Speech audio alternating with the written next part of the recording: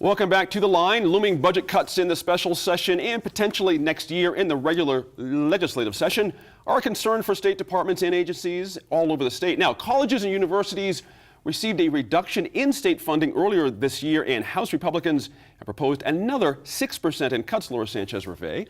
What's your reaction to what you've heard and read so far about the budget cuts when it comes to higher education here in New Mexico?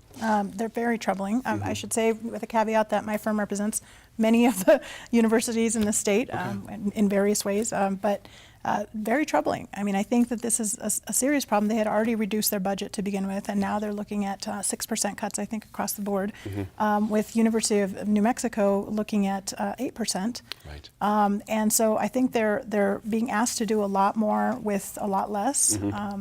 And I find the 8% for UNM particularly problematic because it seems to be a retribution kind of an issue from what the media has said, where they're reacting to the President Frank golden parachute thing. And I think a lot of people, we talked about, here on the show, that was a real problem for him to get this, $350,000 a year job post-presidency.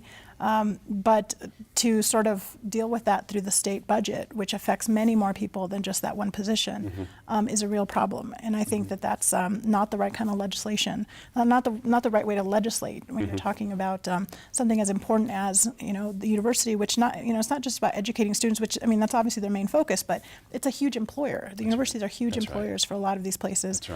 Here in Albuquerque, but in a lot of the rural areas where you have universities, they're one of the largest employers in some of those places. So it's a huge impact.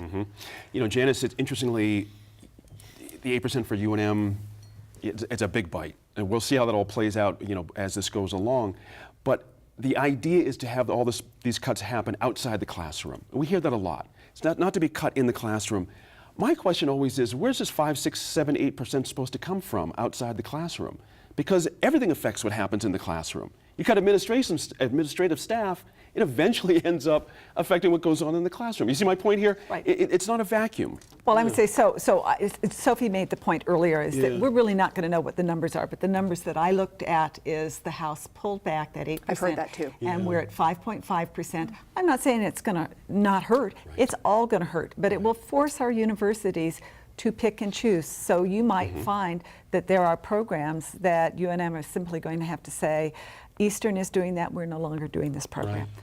Or is it that this is politically not palatable, so we're going to cut this? Do you know what I mean? Does it come down to something else besides duplication? That's not what they said, though. So, I mean, out of the House, they did two major changes to education. One is they cut the public education cuts by $31 million. They reduced them by $31 million. The other thing they did is they required public education and higher education institutions to prioritize the reductions to non-instructional functions. So what that means to me is they've taken money and said, you guys need to go back and tell us how you're going to get that money, and then go ahead and make those changes. So instead of blatantly saying, hey, we just cut it and oh well. So I think they've made a point of hearing from folks and saying, listen, we can't affect the classroom. Listen, everybody knows how I stand on college athletics. I mean, I'm a big supporter.